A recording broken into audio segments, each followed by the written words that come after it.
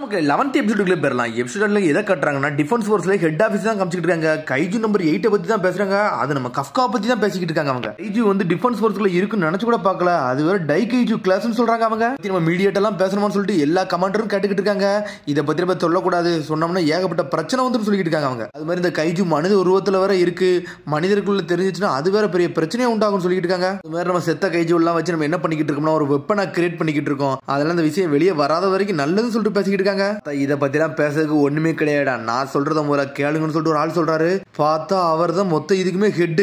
இசாயோ ஷினோமியோட அப்பா இவர் தான். அந்த 3rd டிவிஷன் காரங்க வந்து கைஜி நம்பர் 8 நம்மள்ட்ட ஹேண்ட் ஓவர் பண்ணணும்னு சொல்லிட்டு இருக்காரு. அவர் அப்புறம் பார்த்தா கஃப்காவை தான் காட்டுறாங்க. பார்த்தா அவனை ஒரு ரூம்ல வச்சு அடைச்சு வச்சிருக்காங்க. அவங்க பார்த்தா அவனோட பாடியை ஃபுல்லா செக்அப் பண்ணிக்கிட்டே இருக்காங்க. ஏதாச்சும் வந்து டிரான்ஸ்ஃபர்மேஷன் ஆகிட்டு இருக்கான்னு சொல்லிட்டு டிரான்ஸ்ஃபார்ம் எது சண்டை போட நினைக்கிறான்னு சொல்லிட்டு பாத்துக்கிட்டே இருக்காங்க. அவங்க அதுக்கப்புறம் பார்த்தா கஃப்காவை தான் காட்டுறாங்க. ஒரு வழியா முழிக்கான். ஃபுல் டே நம்ம இங்க தான் இருக்கோம், ஒண்ணுமே நடக்கலன்னு சொல்லிட்டு அப்புறம் பார்த்தா ஷினோமியா சொன்னதை யோசிச்சு பார்க்காம நீலா வந்து டை கைஜு உன்னை கொண்டாங்கன்னா உனக்கு ஸ்பெஷல் வெப்பனா மாத்திருவாங்க, அதனால இந்த விஷயம் வெளியே தெரியாத வரைக்கும் நல்லதுன்னு சொன்னதெல்லாம் அவன் யோசிச்சு பார்த்துக்கிட்டு இருக்கான். மீனா பக்கத்துல இப்பதான் போலான்னு நினைச்சேன், அதுக்குள்ள இப்படி ஆயிருச்சுன்னு சொல்லிட்டு கஃப்கா யோசிச்சுக்கிட்டு இருக்காம மீனா எம்மளை மட்டும் கோவப்பட்டுறாதான் சொல்லிட்டு பாத்துக்கிட்டு இருக்கான். பார்த்தா ஆஷினா அங்க வந்து நின்னுக்கிட்டு இருக்கா. உன்னை டிரான்ஸ்போர்ட் பண்ண போறான், ஹெட் குவார்டர்ஸ்க்கு அனுப்ப போறான்னு சொல்லிக்கிட்டு இருக்காவா. சொல்லிட்டு போய்கிட்டே இருக்கா. வைஸ் கேப்டன் என்னை மன்னிச்சிருங்கன்னு சொல்லிக்கிட்டு இருக்கான் கஃப்கா.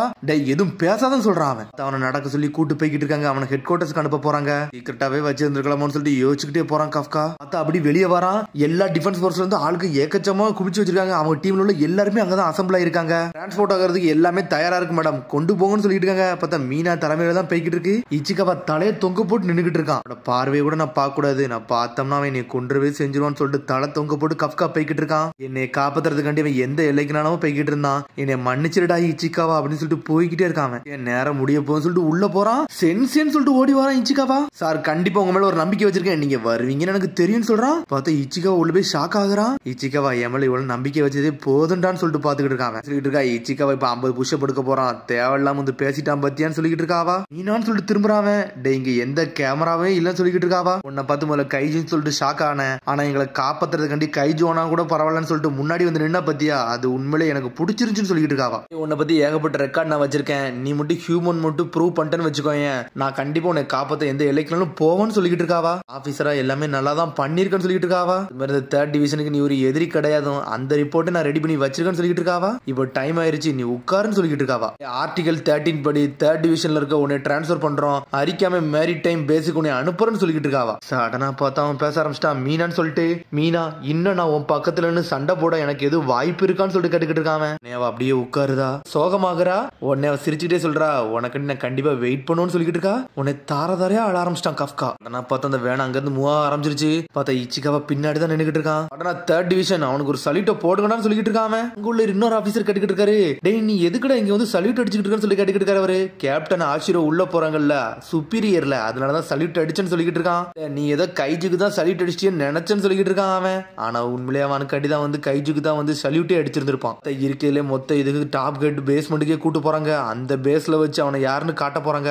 நம்மளுக்கு கஃப்காவை வச்சு உள்ள வச்சு சீல் பண்ணிட்டாங்க. கைஜு நம்பர் 8 வந்து கண்டெய்ன்மெண்ட்ல வச்சு லாக் பண்ணிட்டேன்னு சொல்லிக்கிட்டு இருக்காங்க அவங்க. அதுக்கப்புறம் பார்த்தா சில நாள்லாம் போய்கிட்டே இருக்கு. என்னென்ன டேமேஜ் ஆயிடுச்சோ எல்லாத்தையும் சரி பண்ணிக்கிட்டே இருக்காங்க. அதுக்கப்புறம் அந்த சமயத்துக்கு அப்புறம் எந்த கைஜுமே வரவே இல்லை. பார்த்தா கஃப்காவை தூக்கிட்டு போனதுல இருந்து அந்த மொத்த டீமே ஒரு மாதிரி சோகமா இருக்காங்க.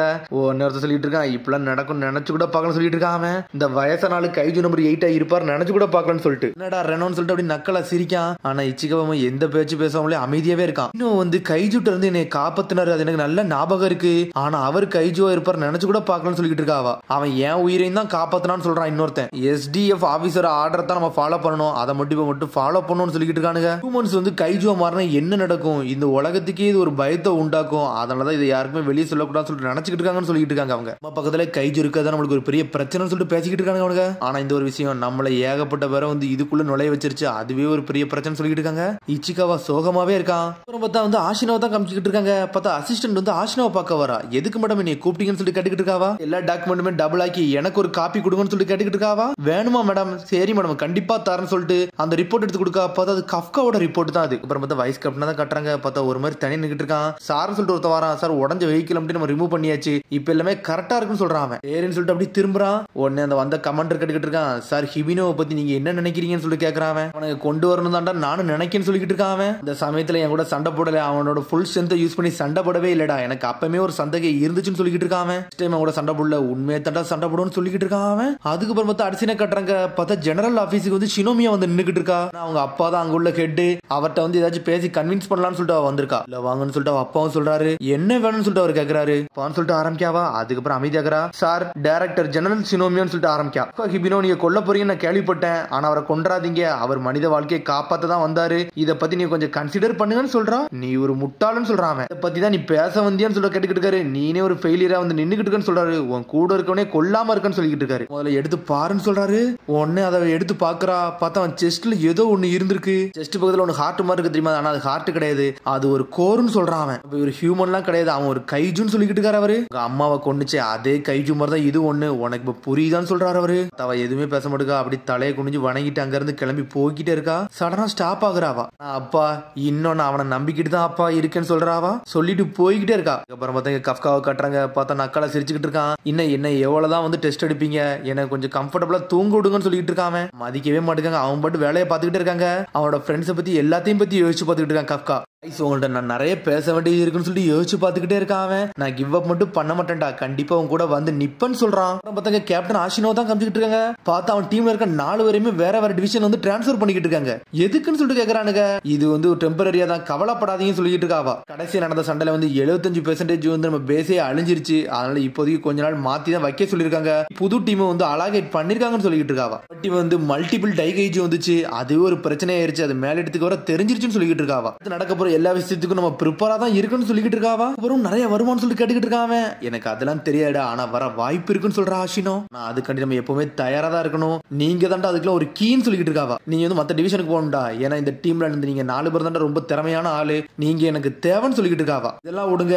நம்பர் 8 என்ன ஆனாரும் சொல்லிட்டு கேட்டுக்கிட்டு இருக்காங்க. சொல்ல வரீங்கன்னு சொல்லிட்டு ஆஷினா கேட்டுக்கிட்டு இருக்கா. ஓப்பனா சொல்ல போனா நாங்க 4 பேர் தான் கஃப்கா ஹிபினோ கூட எப்போ ஒன்னா இருப்போம். எங்க 4 பேரையும் பிரிக்கிறீங்க, அதனாலதான் நாங்க கேட்கறோம்னு சொல்றோம். ஆஷினோ இது மட்டும் கரெக்டா இருந்துச்சுன்னா உங்களோட பேச்ச நான் கேட்க மாட்டேன்னு சொல்லிட்டு இருக்கான் ஒருத்தன். கொஞ்ச நேரத்துக்கு நான் சொல்றதை கேளுங்கடா. கஃப்கா ஹிபினோ எந்த தப்பு பண்ணல. ஆனா இருந்தாலும் சில நேரம் ஆர்டர் நம்ம மதிச்சு தான் தீரணும்னு சொல்லிட்டு இருக்காவா. அவனு சொல்லிட்டு இருக்கானே எங்களுக்கு 3rd டிவிஷன்ல இருக்கதான் ஆசை, வேற டிவிஷனுக்கு போகலாம் ஆசை கிடையாது சொல்லிட்டு கத்திக்கிட்டு இருக்கானு அவனுங்க. நான் போறேன்னு சொல்றேன். ஒரு சத்தம் வருது. பார்த்தா இச்சிகாவா பேசிக்கிட்டு இருக்கான். உடனே இன்னும் சொல்றான், என்னடா சொல்ற, நம்ம இது கூட பிரிஞ்சு போன்னு சொல்லிட்டு கேட்டுக்கிட்டு இருக்கான். பண்ணியே தீருவோன்னு சொல்லிட்டு இருக்கான் இச்சிகாவா. பார்த்தா 3 பேர் செதறுதாங்க. இச்சிகாவா என்னடா ஓகேன்னு சொல்லிட்டான்னு சொல்லிட்டு அப்புறம் பார்த்தா அவையும் காமிச்சிட்டு இருக்காங்க. பார்த்தா போன் பேசிட்டு வந்து நின்னுக்கிட்டு இருக்கான். பார்த்தா அங்கதான் இன்னொருத்தரும் உட்காந்துருக்கான். இன்டர்னல் டிஃபென்ஸ் ஃபோர்ஸ் பத்தி பேசிக்கிட்டு இருக்கேன். எல்லா விஷயம் உங்கள்ட்ட சொல்ல முடியாதுன்னு சொல்லிட்டு அப்படி பேசிக்கிட்டே வரான். அதுக்கப்புறம் பார்த்தா வேற யாருக்கும் ரிப்போர்ட் கொடுத்துக்கிட்டு இருக்கான். ஓயின்னு சொல்லிட்டு அவனை கூப்பிடுதான்.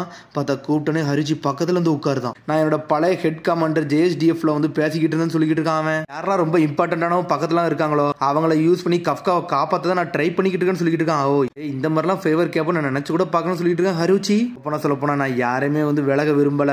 கஃப்கா ஹிபினோ வந்து 3rd டிவிஷன்ல வந்து ஒரு மெம்பர். அவன் வந்து விலக போக விரும்பலன்னு சொல்லிக்கிட்டு இருக்கான். நம்மள ஒரு ஆளுன்னு சொல்லிட்டு பேசிக்கிட்டு இருக்கான். அதுக்கப்புறம் கஃப்காவை தான் காமிச்சிக்கிட்டு இருக்காங்க. உனக்கு கஃப்கா மீனா சொன்னதை யோசிச்சு பார்க்க, நீ மட்டும் ஹியூமன் சொல்லிட்டு ப்ரூவ் பண்ணிட்டீனா நான் உன் பக்கத்துல எப்பவுமே இருப்பேன்னு சொன்னதான் யோசிச்சு பார்த்துக்கிட்டு இருக்கான். நான் கண்டிப்பா ஹியூமன் ப்ரூவ் பண்ணுவேன் மீனா, உன் கூட நான் நிப்பன்னு சொல்லிட்டு பார்த்துக்கிட்டு இருக்கான். உடனே பார்த்தா யாரா கதை திறந்து வராங்க. பார்த்தா ஷினோமியா தான் வந்து நின்னுக்கிட்டு இருக்காரு. டைரக்டர் ஜெனரல் ஷினோமியா எங்கடா இங்க வராருன்னு சொல்லிட்டு மிரண்டாம. இன்னொரு பக்கம் கிகரு வர வெயிட் பண்ணிக்கிட்டு இருக்கா. மேல கமெண்டர் சொல்றான், டைரக்டர் நம்ம ஜெனரலே களத்துல இறங்க வரோம்னு சொல்லிட்டு நினைச்சு கூட பாக்குறேன்னு சொல்றான். டைரக்டர் நான் கைஜுலாம் கிடையாது, என் பேச்ச கேளுங்கன்னு சொல்லிட்டு கத்திக்கிட்டு இருக்கான் கஃப்கா. அவனோட பைண்டிங் எல்லாம் ரிலீஸ் பண்ணுங்கன்னு சொல்றான். சார் கைஜு நம்பர் 8 ரிலீஸ் பண்ணுவா, இது ரொம்ப டேஞ்சரஸ் சொல்லிட்டு இருக்காங்க மேல இருக்கவங்க. நான் சொன்னதை கேளுங்கன்னு சொல்றான் ஷினோமியா. மட்டும் டை கைஜு வரதான்னு வச்சுக்கண்டா, இதை அவன் எப்பனாலும் உடச்சிருவான்டா. நீங்க என்னமோ அவனை லாக் பண்ணி வச்சிருக்கேன்னு நினைச்சிட்டு இருக்கீங்களா? அவனா லாக் ஆகி இருக்கான்னு சொல்லிட்டு இருக்கான். நான் சொல்றதை கேப்பாரு போலுக்கு. நம்ம இவர்கிட்ட பேசியே தீரன்னு சொல்லி எந்திக்கான் டைரக்டர் ஷினோமியா. நான் ஒரு மனுஷன் சொல்லிட்டு இருக்கான். சடனா பார்த்தா எஞ்சி சுட ஆரம்பிச்சிட்டாரு. கஃப்கா கஃப்கான்னு சொல்லிட்டு கத்திக்கிட்டு இருக்காவா. பார்த்தா அவன் பிளாக் பண்றான். பார்த்தா அவன் கை வந்து கைஜு கையா மாறுது. பார்த்தா அவன் பேசி முடிக்கிறதுக்குள்ள வயிற்றுலாம் குத்தி கீறுதாரு. ரத்தம் சிந்த சிந்த அடிக்காரு அவனை. நார்மல் கிரியேச்சர் வந்து எப்படா வந்து சுடபல வந்து கைஜியோட ஸ்கின்னை கொண்டு வரும், நீ ஒண்ணு ஹியூமன்லாம் கிடையாதுன்னு சொல்றாரு அவரு. அவன் உடம்புல உள்ள ரத்தத்தை எடுத்து தனியா சாம்பிள் எடுத்துக்கிட்டு இருக்காரு. நீ தண்டா கைஜி நம்பர் 8ன்னு சொல்லிக்கிட்டு இருக்காரு. பார்த்தா சாம்பிள் ஒரு டீம் கூட்டு வந்தாரு. அந்த டீம்கிட்ட கொடுக்குறாரு அவரு. அதெல்லாம் கைஜி நம்பர் 8 கிடையாது, நான் கஃப்கா ஹிபினோன்னு சொல்லிக்கிட்டு இருக்கான் அவன். அப்படியாடா அதையும் பாப்போன்னு சொல்லிக்கிட்டு இருக்காரு அவரு. உடனே ஒரு சிக்னல் கொடுக்குறாரு. FS 1002 வந்து அன்லாக் பண்ணுங்கன்னு சொல்லிக்கிட்டு இருக்காரு அவரு. வந்து தயாராயிருச்சுன்னு சொல்லிக்கிட்டு இருக்காங்க அவங்க. ஏதோ 2 கிளவுஸ் மாதிரி கொடுக்குறாங்க. அந்த கிளவுஸை போட்டுக்கு டோருக்கு நிக்கிறாரு அவரு. என்னடா இது சொல்லிட்டு முழிக்கிறான். கைஜு நம்பர் 2 டிரைவர் வந்து எல்லாமே செட் ஆயிருச்சுன்னு சொல்லிட்டு இருக்காங்க அவங்க. சிங்க்ரனைஸ் ஆயிருச்சு, ஆக்டிவேஷன் கம்ப்ளீட்னு சொல்றாங்க அவங்க. அவர் பவர் அப் பண்ணிட்டு நின்னுட்டு இருக்காரு அவரு. டே நீ சாதா ஃபார்ம்ல இருந்தா கண்டிப்பா செத்துருவ, முடிஞ்சா மாறிப்பாருன்னு சொல்லிட்டு இருக்காரு அவரு. இந்த இடத்துல விஜய் கைஜு நம்பர் 8 நான் கதையை முடிக்க போறேன்னு சொல்றாரு அவரு. வரக்கூடாது இவர்கிட்ட எப்படியாச்சும் ஹியூமன் சொல்லிட்டு ப்ரூவ் பண்ணணும்னு சொல்லிட்டு பாத்துட்டு இருக்கான். சடனா பார்த்தா பாஞ்சு வந்து ஒரு அடியை போடுறாரு. நம்ம ஆள் மேல ஒரு அடி விழுது, அவன் கையே போயிருச்சு. பார்த்தா கஃப்கா கையில்லாம இருந்துகிட்டு இருக்கான். சடனா பார்த்தா சுட்டு தள்ளுறாரு. கஃப்கா செதறுதான். கிகரு செதறுதா, என்னடா நடக்குன்னு சொல்லிட்டு மழை அடிச்சு நொறுக்கிடுவாங்களா, நம்மளால செத்துருவாருன்னு சொல்லிட்டு டைரக்டரை பார்த்து மேல இருந்து பேசிக்கிட்டு இருக்காங்க. டேய் டிஃபென்ஸ் ஃபோர்ஸ்ல அவர் தாண்டா ஸ்ட்ராங்கஸ்டான சோல்ஜர், அவர் பக்கத்துல எவனும் வர முடியாதுன்னு சொல்லிட்டு பேசிக்கிட்டு இருக்காங்க அவனுங்க. பார்த்தா நம்மளுக்கு கைஜோ மாதிரி வந்து நின்னுட்டு இருக்கான். என்னடா கைஜோ ஐடியான்னு சொல்லிட்டு அவர் கேக்குறாரு. சடனா பாஞ்சு அடிக்கடிக்கு வராரு. நம்மளும் பிளாக் பண்ணிட்டு போய்கிட்டே இருக்கான். அனல் வேகத்துல போறான் அவன். பார்த்தா அவர் துரத்துக்கிட்டே வராரு. சடனா நம்மளும் பாஞ்சு போறான். எப்படி ஒரு சூட் வந்து ஓவர் ஹீட் ஆகும், அந்த சமயத்துல நம்ம தப்பிச்சு போயிடலாம்னு சொல்லிட்டு ஓவர் ஹீட் ஆகிறதுக்கு வந்து நம்மளும் ஓடிக்கிட்டே இருக்கான். பார்த்தா அவர் இருந்தாலும் அடிச்சு நொறுக்குறாரு. அடிச்செல்லாம் கை கால்லாம் ஓட்டாயுது. இருந்தாலும் வந்து ரீசரக்ஷன் ஆகி வந்துகிட்டே இருக்கு. பார்த்தா அவர் அனல் வேகத்துல வராரு. இதுல என்னன்னு பார்த்தா அவர் உடம்புல இருக்கிறது வந்து நம்பர் 2 கைஜோட செல்லு. அதை யூஸ் பண்ணி அவர் அட்டாக் பண்ணிட்டு இருக்காரு. என்னடா இவர் படி டை கைஜு மாதிரி இருக்கான்னு சொல்லிட்டு பாத்துக்கிட்டு இருக்காங்க. பேசிட்டு இருக்காங்க. கைஜு நம்பர் 2 1972 வந்து செப்பரான ஒரு கைஜு வந்துச்சு.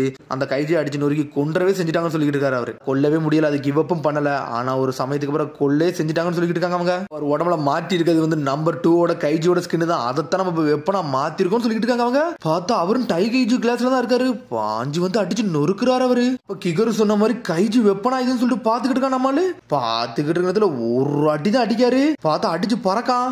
நம்ம தப்பிக்கன்னு சொல்லிட்டு பாக்குறான். பார்த்தா அவனால மூவாவே முடியல.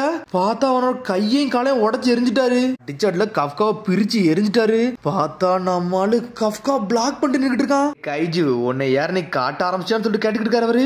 பார்த்தா இப்ப கஃப்காவே இல்ல, அங்க கைஜு தான் நின்னுகிட்டு இருக்கு. ஏதோ தப்பா இருக்குன்னு சொல்லிட்டு பாத்துக்கிட்டு இருக்கா கிகரு. பார்த்தா கைஜு நம்பர் 8 ஒரிஜினலா இருக்கிறது வெளியே வந்துருச்சு. ஒரு கத்து தான் கத்துது. அந்த இடமே தரமட்டமாக பாக்குது. நம்மளால கஃப்கா உள்ள லாக் ஆயிட்டான். ஒரிஜினல் கைஜு வந்து வெளியே வந்துருச்சு. அவனால கண்ட்ரோல் பண்ணவே முடியல. பார்த்தா கைஜு டென்ஷன்ல கத்திக்கிட்டு இருக்கு.